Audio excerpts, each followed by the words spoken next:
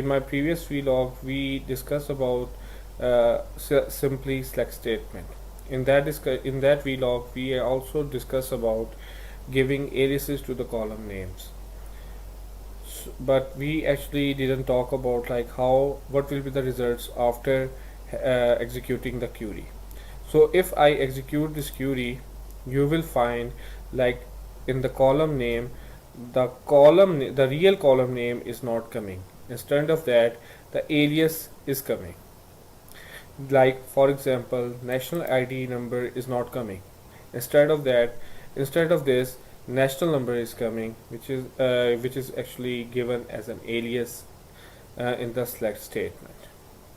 Same goes with the case of login ID and job title.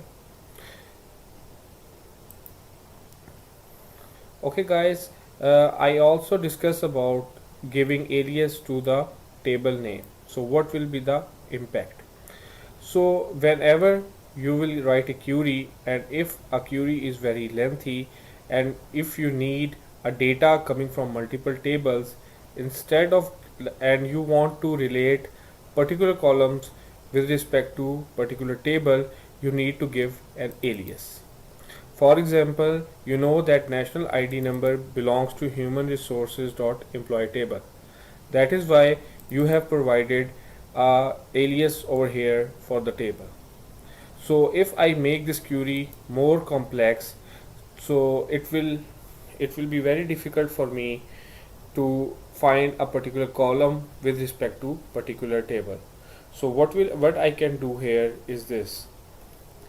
Like if I choose a column human resources dot department and I give this as an alias, I assign an alias to this human resources dot department, which is HRD, and I would like to have columns coming from human resource department. I can utilize this alias over here and can select any column or all columns from here from this area by using this alias.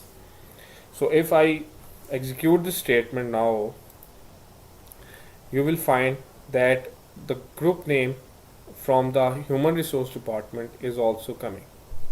Okay guys, thank you so much for viewing it. Please share this video and please also post a comment. Thank you so much.